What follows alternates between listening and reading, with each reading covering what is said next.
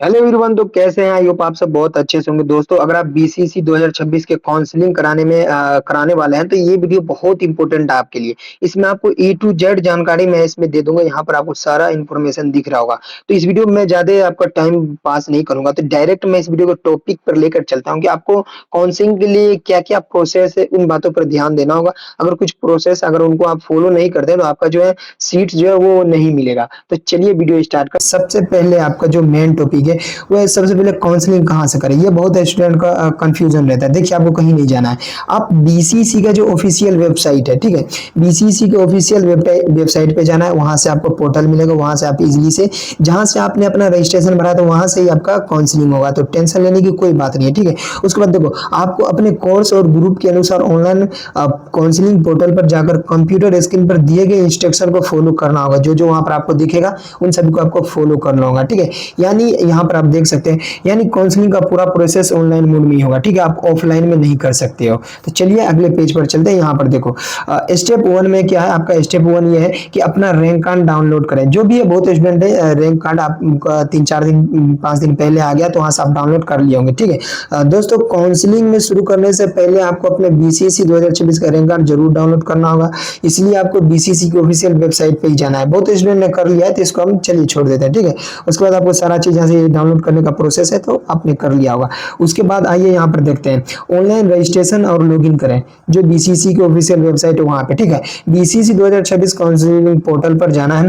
फिर देखिए, अभी जो काउंसलिंग होगा वो इन्हीं सब का होगा, यानी जो एमसीए ग्रुप है, यानी जो पीसीएमबी ग्रुप है, ठीक है। इंजीनियरिंग वालों का अभी नहीं होगा, अभी पीसीएमबी वालों का होगा। यानी मेडिकल में होगा, एग्रीकल्चर में होगा। यहाँ पर आपको दिख रहा होगा। अगर आप पीसीएम, पीसीबी, पीसीएमबी ग्रुप से है तो उनके लिए काउंसलिंग पोर्टल पर जाए। बट अभी पीसीएम ग्रुप वालों का काउंसलिंग नहीं होगा, अभी पीसीबी होगा, पीसीएमबी ग्रुप का होगा। और जो सीबीए है, यानी जो एग्रीकल्चर वाले होंगे उनका हो सकता है। इसके बाद आपको अपना रजिस्ट्रेशन नंबर और पासवर्ड डाल के वेबसाइट पे लॉगिन हो जाना है, ठीक है। उसके बाद आ जाते हैं हम तीसरे स्टेप पे। देखो, तीसरे स्टेप में क्या है, आपको अपना कॉलेज और ब्रांच चॉइस फिलिंग करना है। देखो, आपको पता होगा कि मेरे को किस कोर्स में एडमिशन लेना है, किस कॉलेज में लेना है, किस ब्रांच में जाना है, वो सब सारा चीज आपको इन्फॉर्मेशन पहले से पता होगा।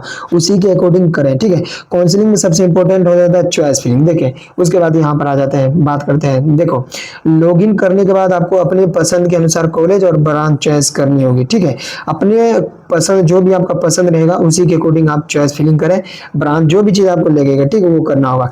मान लीजिए कि आपको 10 कॉलेज पसंद है तो आप अपनी प्रेफरेंस के हिसाब से सभी कॉलेज और ब्रांच सेलेक्ट कर सकते हैं।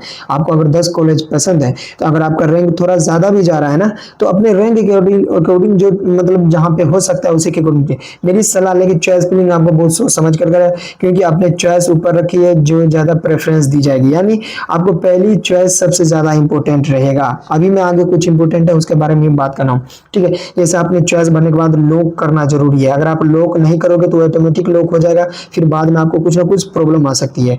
चॉइस भरने के बाद आपको अपनी चॉइस को लॉक करना होगा। अगर आपको अपनी चॉइस में कोई बदलाव करना है तो आप निर्धारित समय के अंदर एडिट चॉइस कर सकते हैं। ये बहुत इंपॉर्टेंट है, बहुत स्टूडेंट को पता ही नहीं होता है, ठीक है, इससे ये सब चीज के बारे में। तो उसके बाद देखिए, लेकिन अगर चॉइस फिलिंग पूरी हो गई है और आप फाइनल करना चाहते हैं तो चॉइस लॉक जरूर करें।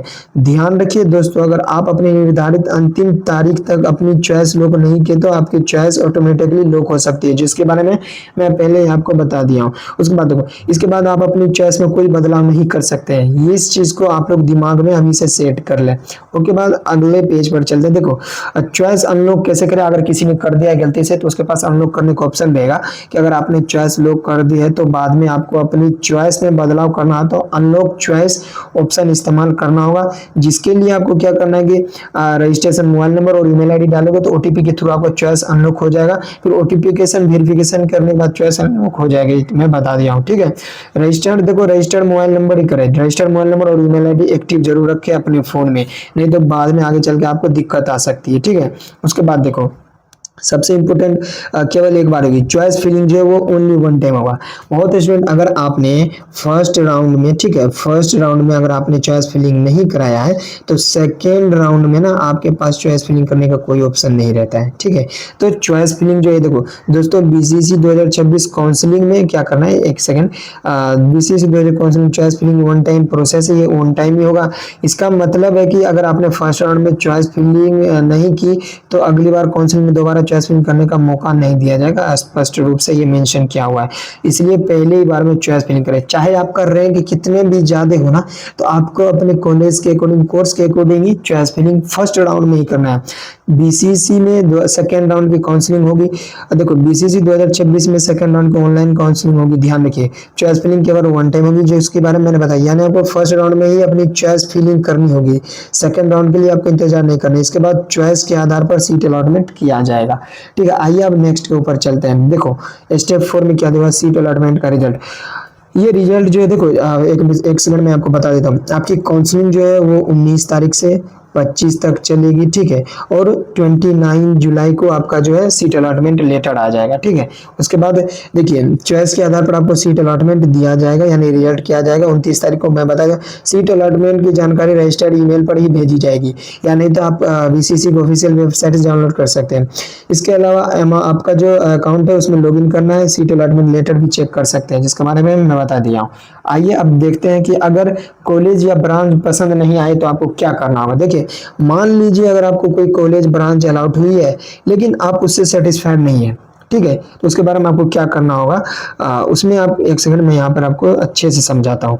आपको क्या करना है, तो आपको उस अलॉटमेंट लेटर को डाउनलोड करने के बाद अपग्रेडेशन का एक मौका मिलेगा, ठीक है। मौका मिलेगा तो फिर यहाँ पर देखिए उसके बाद क्या लिखा है, यहाँ पर देखिए अगर आपको अगले राउंड में सीट अपग्रेडेशन करना चाहते हैं तो आप उसको अपग्रेडेशन के लिए इच्छा बतानी होगी, मतलब वहां पर आपको करना होगा कि मुझे अपग्रेडेशन करना, ठीक है। फिर उसके बाद लेकिन अगर आप अपग्रेडेशन नहीं करना चाहते और आगे राउंड में अपग्रेड के लिए कंसीडर नहीं किया जाए, इसलिए यहाँ पर देखो फिर यहाँ पे क्या लिखा हो, इसलिए सीट अलॉटमेंट के बाद यह डिसीजन बहुत सोच समझ कर ले।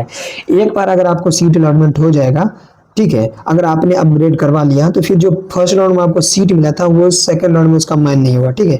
आइए फिर हम देखिए बढ़िया से इसको समझते हैं, ठीक है। यहाँ पर देखो डॉक्यूमेंट वेरिफिकेशन एडमिशन प्रोसेस, ठीक है।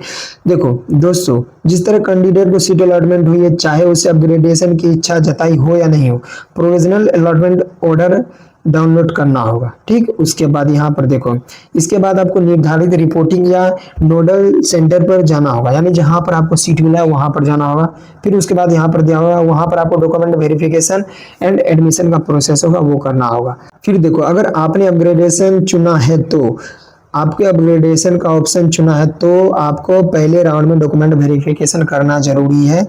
उसके बाद फिर यहाँ पर दिया हुआ है आपको अपना provisional allotment order, document verification slip और सभी जरूरी ओरिजिनल डॉक्यूमेंट लेकर रिपोर्टिंग सेंटर पर ही जाना है, जहाँ पे आपको जो भी कॉलेज मिलेगा वहाँ पे जाना पड़ेगा, ठीक है। उसके बाद यहाँ पर देखो क्या सेकेंड राउंड में सीट अपग्रेडेशन होने पर क्या होगा। देखो अगर मान लीजिए फर्स्ट राउंड में आपको एक सीट मिली, ठीक है, उसके बाद आपने एक सेकंड यहाँ पे मैं सही से इसे देखता हूँ, आपने डॉक्यूमेंट वेरिफिकेशन करा लिया और सेकंड राउंड में सीट अपग्रेड हो गई।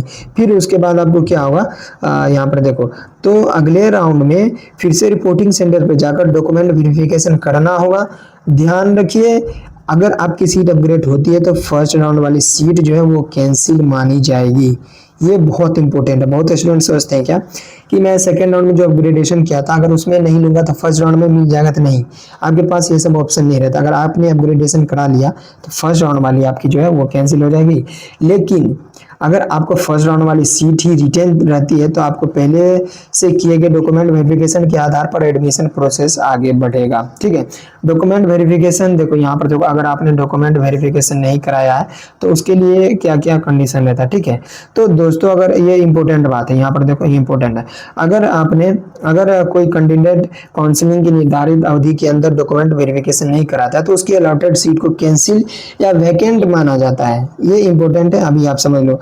फिर यहाँ पर आपको देखो क्या लिखा हुआ है, ऐसे कैंडिडेट अगले राउंड में मौका नहीं दिया जाएगा। बहुत इंपॉर्टेंट है, ठीक है। आइए अब देखते हैं कि मॉपअप राउंड कब मिलता है, ठीक है। बहुत इंपॉर्टेंट है ये, बहुत स्टूडेंट को पता ही नहीं होता, उनको लगा मेरा फर्स्ट में नहीं हुआ, सेकंड में नहीं हुआ तो मॉपअप होता है क्या।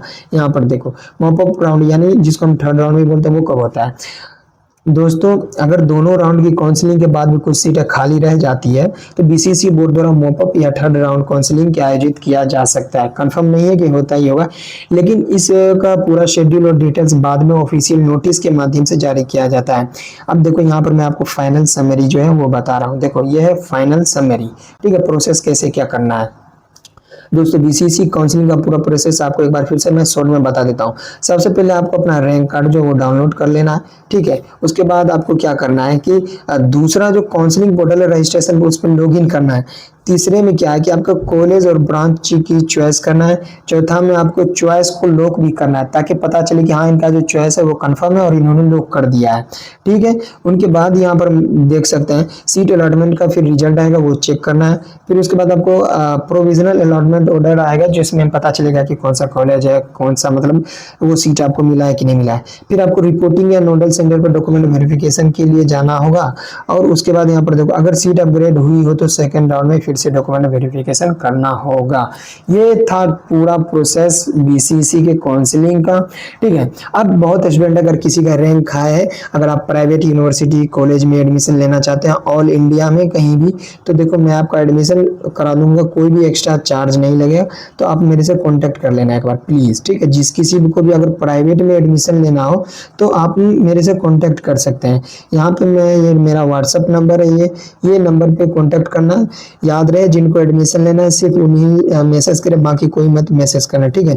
जिनको भी किसी भी कोर्स में, चाहे आपका जीएनएम हो, ठीक है, चाहे आपका जीएनएम हो, ठीक है, या फिर फिजियोथेरेपी हो, या फिर बीटेक हो, ठीक है, बीटेक या फिर फार्मेसी हो, किसी भी कोर्स में आपको एडमिशन लेना है तो आप मेरे व्हाट्सअप नंबर पर एडमिशन के लिए मैसेज कर देना। सिर्फ व्हाट्सअप करना, कॉल मत करना। व्हाट्सअप करोगे तो आपको सारा चीज़ इन्फॉर्मेशन मिल जाएगा। व्हाट्सअप करने के बाद आप अपना नाम डॉक्यूमेंट जो रहेगा वो भेजना, फिर मैं आपको अपने से कंसल्ट कर दूंगा। कोई एक्स्ट्रा चार्ज नहीं लगेगा, जितना रजिस्ट्रेशन फीस लगेगा सिर्फ उसी में आपका काम करा दिया जाएगा। तो आई होप वीडियो आपको पसंद आया होगा। पसंद आया तो एक लाइक, चैनल को सब्सक्राइब कर देना और अपने दोस्तों में जरूर शेयर करना। मिलते हैं अगले वीडियो में।